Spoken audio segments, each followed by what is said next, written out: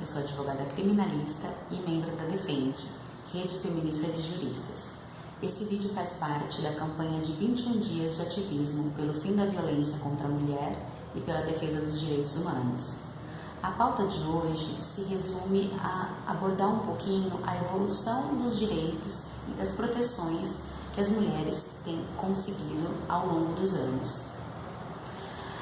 Nós sabemos que a nossa luta é diária, a nossa resistência é diária e que ainda assim muito nos falta, muito nos é cerceado, muito nos é retirado, e nisso nós estamos falando de direitos essenciais. A promulgação de leis vem ao encontro desses interesses, né, das mulheres de proteção, mas ainda assim são muito escassos. E é nisso que se reside as divulgações desses vídeos, para que nós nos conscientizemos de que nós temos os direitos, quais são esses direitos, como é que são os mecanismos para que a gente consiga objetivar esses direitos e efetivá-los. Nessa escala de evolução, nós temos duas convenções de extrema importância, né, que são marcos assim, regulatórios importantíssimos para a defesa dos direitos das mulheres. Um deles é a Convenção de Eliminação de Todas as Formas de Discriminação contra a Mulher. Ele é lá de 79. E um outro é a Convenção Interamericana para prevenir toda forma de preconceito, de discriminação, para prevenir, para punir e para erradicar a violência contra a mulher. Esse já é de 94. O Brasil aderiu a essas duas convenções e com isso ele tem a obrigação de efetivar as proteções ali almejadas. Fora todos os outros pactos internacionais, a própria Constituição Federal, enfim, diversas leis que nós vamos aqui fazer um apanhado geral, não muito longo para não ficar cansativo, mas que trazem esses direitos e que, por fim, muitas vezes não são definitivamente efetivados. No Brasil, a nossa principal lei de mecanismo penal aqui é o nosso Código Penal. Ele é antigo, ele é de 1940, então ele traz ali muitos defeitos justamente por ser antigo, não é? Por ser já ultrapassado. Para você ter uma ideia, o nosso Código Penal, a princípio, quando ele foi posto, quando ele foi promulgado, e as primeiras edições dele não visavam ali de fato a proteção da mulher, não é? Embora essa também fosse a sua função, como outras tantas proteções. Mas eles estavam mais preocupados em tutelar costumes, em tutelar a moral, em tutelar questões relacionadas a padrões que não são discutíveis ali em lei, não é? Padrões pessoais, subjetivos e que nada tem de relação com lei e proteção de direitos da mulher. Nós temos aqui exemplos básicos e que nos chocam hoje, não é? Mas que faziam parte, integravam a legislação penal brasileira, que, por exemplo, é a extinção da punibilidade do agente quando a vítima de crime sexual se casava com ele. Olha que loucura, que absurdo. Então, quer dizer que à época a pessoa podia ser estuprada, mas o agressor, caso quisesse contrair compromisso, né, nas palavras mais antigas, contrair casamento com essa vítima, ele estaria simplesmente livre, ele não teria mais nenhuma responsabilidade por crime nenhum. Então, além de todo o machismo da sociedade que nós trazemos, a sociedade patriarcal e machista que nós vivemos, fica muito claro ali o que nós éramos, né, o que nós representávamos. Não mais do que um objeto que ficava ali à conveniência do que o homem, inclusive agressor, queria fazer com os nossos corpos e com as nossas vidas, né? Então, mesmo vítimas de crimes tão sérios quanto o estupro, em caso de casamento, havia extinção da punibilidade. Choca mais ainda saber que o casamento com um terceiro também podia extinguir a punibilidade daquele outro agressor, desde que a vítima não quisesse representar para que ele fosse processado. É inimaginável que isso possa ter existido um dia e existiu.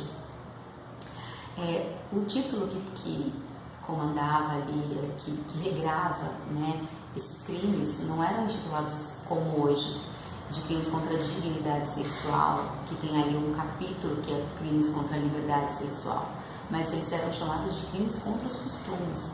Então, dá para ficar muito claro ali o que pretendia o legislador à época, que era tutelar não a nossa proteção, não a proteção do direito à mulher, não a proteção das nossas liberdades, da nossa dignidade, das nossas opções, mas sim um jogo de regras de conduta.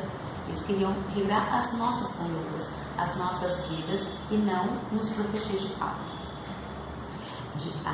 Houve alteração legislativa, então não mais temos esse tipo de crimes contra os costumes, mas sim de crimes contra a dignidade sexual. Isso é importante ou é só balela? Não, é importante sim, porque traz em si uma simbologia, a mudança do nome, para poder conscientizar toda a população de que nós somos sujeitos de direitos e dignidade, não é? E não nenhum sujeito que tem que se adequar a determinados costumes. Então, esse avanço também tem que ser computado aí nas pautas de direitos a favor da mulher. Ainda, enfim, não vou ficar aqui citando tantos exemplos, mas é que me vem à cabeça alguns que são muito chocantes.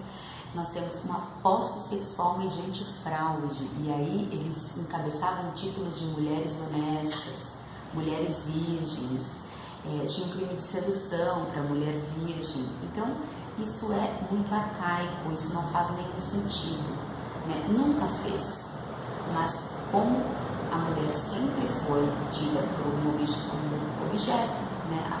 Fica a bela conveniência dos homens, então até mesmo as nossas particularidades sexuais eram reguladas por lei, e não para nos proteger, mas para nos regular, para nos, como a palavra, para nos colocar cabresto, né? Para poder regulamentar as nossas vidas. E ainda bem, graças às deusas, isso mudou e também caminhou e foi revogado, extirpado da nossa legislação penal, embora ainda permaneça na cabeça de muitos legisladores e muitos aplicadores do direito. O Código ainda traz, esse sim, em proteção à mulher, o crime de estupro. Como eu disse, a extinção da punibilidade havia quando a vítima se casava com o seu agressor. Isso também foi revogado e agora aí voltou-se sempre uma proteção da mulher, da sua liberdade, da sua dignidade sexual e não ter o seu corpo sagrado violentado por nenhum outro, qualquer que seja a pessoa que com não consentimento ultrapasse qualquer barreira estabelecida. Então, sexo sem consentimento é estupro, qualquer modalidade que seja. E a partir daí, a legislação se aprimorou e integrou ali no tipo do estupro também o atentado violento ao pudor, que é qualquer forma de ato libidinoso praticado sem consentimento, e ali apenou com penas maiores do que as já haviam previstas lá no Código de 1940, que é o que eu falo lá no Código, mas ele continua vigente, mas já com diversas outras alterações. Eu falei do atentado violento ao pudor, que se uniu ao crime de estupro, virou um tipo único, mas com um aumento de pena. O Código também traz o tipo de assédio sexual, então as pessoas que têm ali na relação de trabalho, nessa relação de hierarquia, essas importunações também é tutelada pelo Código Penal. A pessoa que importunar a vítima também é passível, punível, né? Então aí também mais uma forma de proteção à mulher na relação de trabalho. Pensar que são coisas que são evidentes que elas devem existir, mas se nós olharmos para trás, nós tínhamos que pedir permissão para o próprio marido para trabalhar fora de casa, né? Hoje as mulheres estão em massa nas ruas, em massa trabalhando, em massa estudando, sustentando as casas dos próprios maridos. Então, quando nós olhamos, achamos isso assim, é inimaginável pensar que era assim, mas tinha autorização inclusive para isso. A mulher não votava, nós tivemos que sair às ruas, nos manifestar, fazer protesto, nos unir, criar desde lá atrás essa resistência forte feminina e que conseguimos então o direito de lutar e tivemos então até uma presidenta aqui no Brasil, né? Pena que com todo o ocorrido não pôde ali terminar o próprio mandato. Para além disso tudo, nós temos ali algumas outras leis que são mais modernas, né, que trazem essa proteção também para a mulher. A grande lei, a grande mãe de todas elas é a Lei Maria da Penha, que veio no ano de 2016, do ano de 2006, perdão, e passou ali a tutelar muito, de fato, vários tipos de violência sofrida pela mulher, né? Não só a violência física, mas a violência psíquica, a violência patrimonial, econômica, a violência moral, porque o agressor ele deteriora de fato a mulher em diversos sentidos, né? Não é só fisicamente. E esqueci de abordar uma que é a violência sexual. Então a Lei Maria da Penha veio ali, trouxe um rol de medidas de proteção para a mulher, que são importantíssimas. Já até tem um vídeo gravado também aqui na campanha dos 21 dias de ativismo, imperdível, que esclarece muito bem quais são os mecanismos. Ele é bem focado na Lei Maria da Penha, mas só para registrar que essa lei é um avanço e ela é uma conquista maravilhosa para as mulheres aqui do Brasil em relação à proteção dos seus direitos. Tivemos ali em 2012 também o julgamento da BPF pelo STF, que consentiu, né, o direito das mulheres em praticar o aborto, desde que, evidentemente, observadas as condições médicas, legais que eles impuseram ali, que observaram vários pareceres de todos os tipos, mas de fetos anencéfalos, né? Então passou a não mais ser imposto à mulher a condução da gestação até o seu final, sendo que o feto não seria viável, não é? A vida extrauterina é inviável. Então o STF, numa luz, né, que brotou ali, num senso de humanidade, conseguiu olhar para a mulher, entender um pouco dessa angústia feminina e autorizar o aborto nesse sentido, para poder acabar com muito sofrimento imposto à mulher, que, enfim, pode sim querer passar por todo esse processo e ao final ali entender que a vida extrauterina daquele feto é inviável, mas não impor isso a ela. Ela tem o direito agora sim, né, desde 2012, de realizar esse aborto. Claro, é ainda muito burocrático o procedimento, mas já facilitou muito do que nós tínhamos lá atrás. A outra lei que chega aqui para coroar o feminicídio veio em 2015, porque o número de mulheres mortas no Brasil só cresce. É triste a nossa realidade. Pensar que a cada 2 horas uma mulher morre é assustador, é brutal, é chocante. Não consigo colocar em palavras o que isso significa. Então todas as ações, né, mesmo com a Lei Maria da Penha, não foram suficientes para coibir essa violência contra a mulher, que só tem crescido. Então ali se instituiu o crime de feminicídio, que é o quê? É o homicídio qualificado justamente pelo homem praticar esse crime pela simples condição de a vítima ser mulher. Ele reduz a condição da mulher a nada. Então ele entende que ele pode tirar a vida daquele ser para ela ser do sexo feminino. Isso ocorre muito. A lei diz o que é condição de mulher, né? É justamente essa discriminação, esse menosprezo pelo sexo feminino, ou esses crimes praticados muito em ambiente familiar, em que o homem objetiviza demais a mulher, né? Então aí vem o feminicídio para poder sedimentar que nós mulheres, nossos corpos, nossas vidas são nossas, não são dos homens, portanto eles não têm o direito de ceifá-las a seu bel prazer. E em caso de fazê-lo, porque ainda continua fazendo, a pena foi aumentada. Não é mais um homicídio simples, é um homicídio qualificado. Isso é de uma importância imensa para a luta feminista, já que nós nomeamos qual é o problema, escancaramos qual é o problema dessa violência absurda contra a mulher, para que aí sim consigamos uma lei que nos proteja e ainda, se não suficientemente, o nome do crime, para que a gente possa propagar e fazer e educar e para conseguir mudar esse cenário. Sem a lei estava dificílimo, com ela é difícil, sem ela estava impossível. E nós temos que conseguir diversas outras nessa linha de proteção.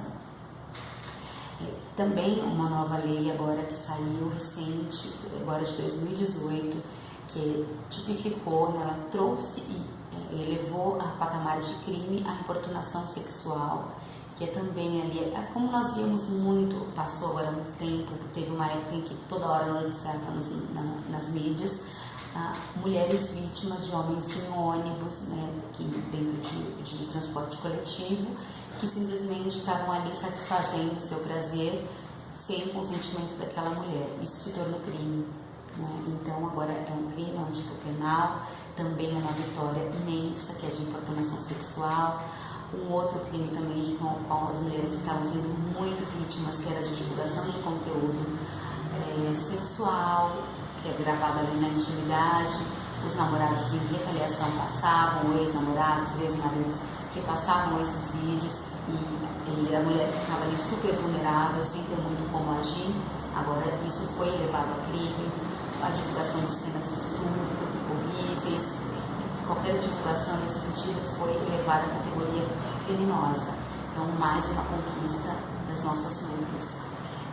O estupro coletivo, que é aquele praticado por mais de um agente, e o corretivo, que é para poder impor padrão social, padrão de moral, de conduta para as mulheres, também foram ali e tiveram penas aumentadas.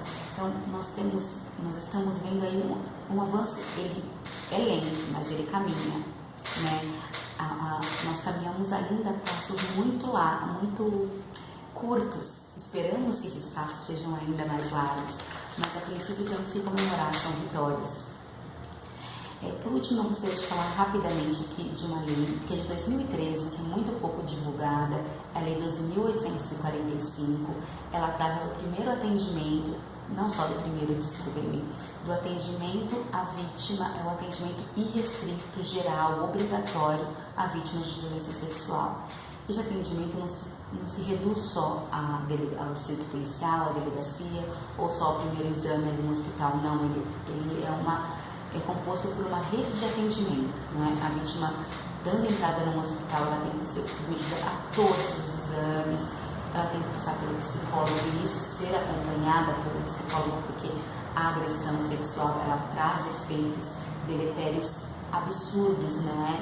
Morais, psicológicos para essa pessoa em situação de violência sexual. Então, essa lei é muito importante porque ela prevê o atendimento obrigatório e gratuito para todas as vítimas que estão em situação de violência sexual, para que elas possam ser atendidas e tratar do seu psicológico, do seu corpo físico e da parte jurídica. Então tem que ter atendimento em delegacias especializadas, laudos, tem que ser medicada para poder evitar doenças sexualmente transmissíveis, para evitar gravidez, para que haja persecução penal contra o seu agressor, enfim, para que ela consiga diminuir, né, minimamente, porque isso é uma devassa na vida de uma pessoa, mas que possa diminuir minimamente os danos dessa tragédia. Gente, eu acho que eu falei muito, me desculpem, mas é que estão sendo tantos direitos conquistados, estamos conseguindo tanto que nessas horas de propagar a gente tem que fazer isso, falar, divulgar, propagar, e com muita alegria que eu estou aqui fazendo esse vídeo para vocês. Muito obrigada, até mais.